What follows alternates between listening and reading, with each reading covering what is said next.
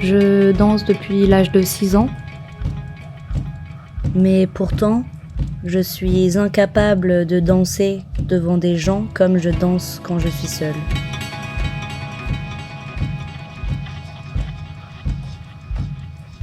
Toujours en quête d'endroits, à l'abri des regards, pour pouvoir danser et m'exprimer.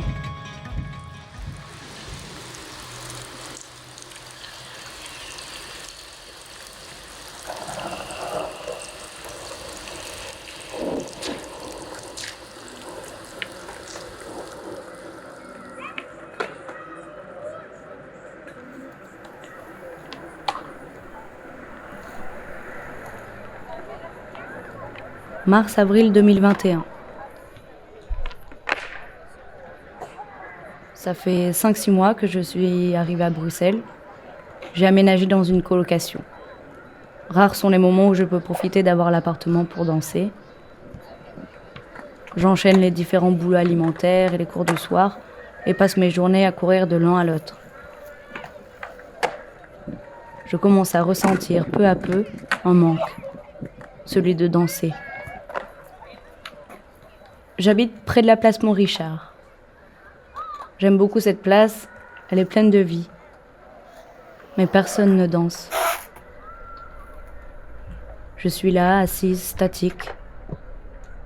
Et je danse, dans ma tête. Je m'imagine même me lever, marcher jusqu'au centre de la place et danser. Danser sans me soucier du regard des autres. Danser pleinement avec liberté, sans ce fichu blocage.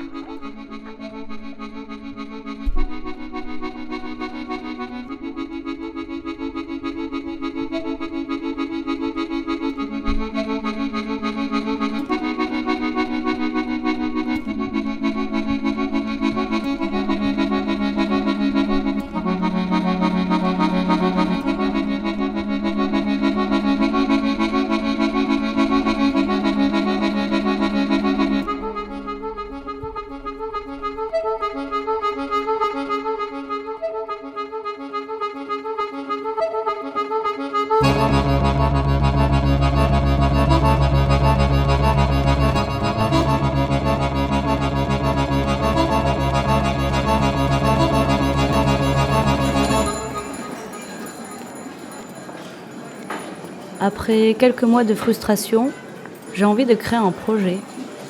Un projet où on danserait dans la rue.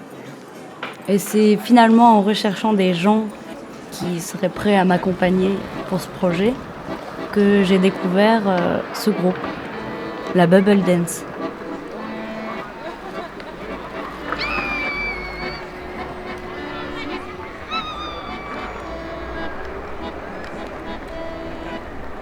Un groupe qui, pendant le confinement, en novembre 2020, a commencé à se rassembler tous les dimanches entre danseurs et musiciens pour improviser dans les rues de Bruxelles. Ça y est, j'ai enfin rencontré des gens qui avaient les mêmes ressentis et besoins que moi.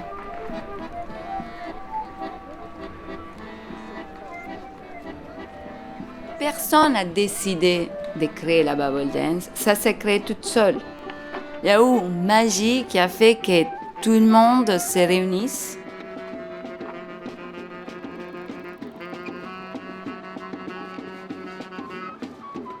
La première Bubble Dance que j'ai vue, je me suis dit allez Blandine, si je n'ose pas rentrer dans le groupe et participer, j'oserai jamais dans ma vie. Et donc c'était un challenge pour moi, je me suis dit il faut absolument aller au-delà de ma peur du regard des autres. Et j'avais cette envie dans les tripes de participer et de bouger et de danser.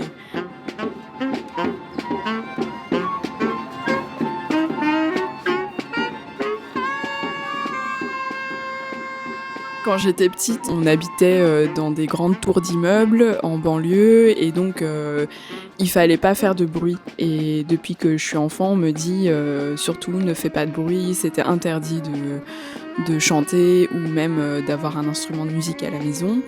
Et donc j'ai une peur bleue de m'exprimer.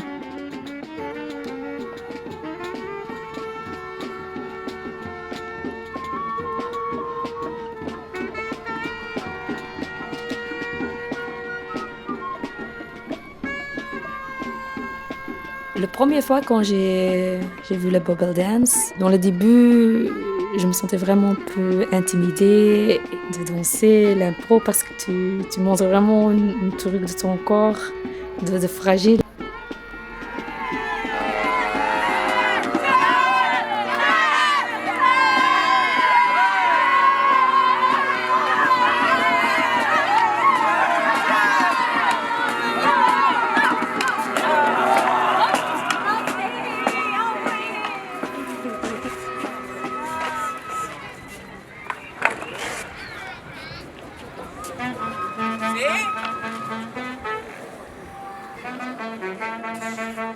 Je suis adoptée et comme je ne suis pas née ici, je ne peux pas cacher. Ça se voit à l'extérieur, c'est vraiment une difficulté. De prendre un peu mon propre droit pour décider que j'ai le droit pour être là, que j'ai le droit pour bouger, pour danser et que j'ai le droit que les autres gens peuvent me voir aussi. Ça, c'est ma place.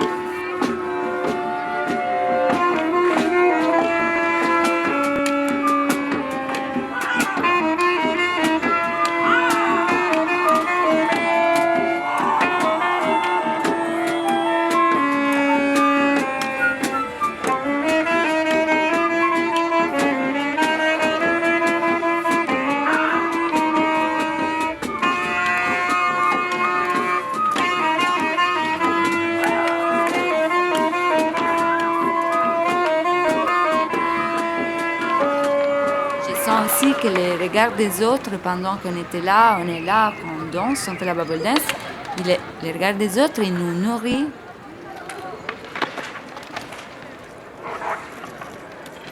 Cet élan vers la bubble, c'était le besoin de contact, en fait, tout simplement, de relations sociales.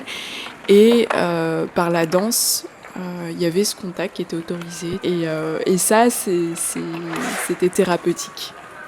De pouvoir me recontacter avec mon corps parce que j'ai la sensation que je suis trop coupée au quotidien de ce corps et que je fais quelque chose d'assez intellectuel et donc finalement ça me fait beaucoup de bien, ça me procure beaucoup de joie. Moi en tant qu'immigrante, presque toute seule en Belgique, pour moi, c'était vraiment l'opportunité d'avoir une façon de communication. C'était incroyable pour moi. Je pouvais m'exprimer et communiquer. J'ai jamais eu la sensation d'être jugée. J'ai eu la sensation toujours d'être tellement libre pour m'exprimer.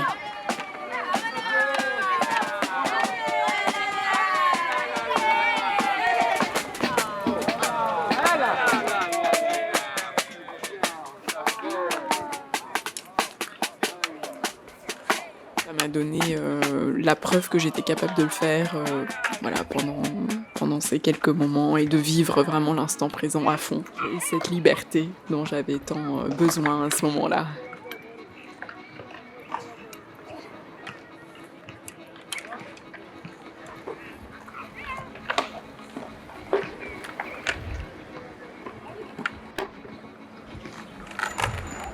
Finalement, la bubble dance ne m'aura pas enlevé ce blocage que j'ai toujours eu.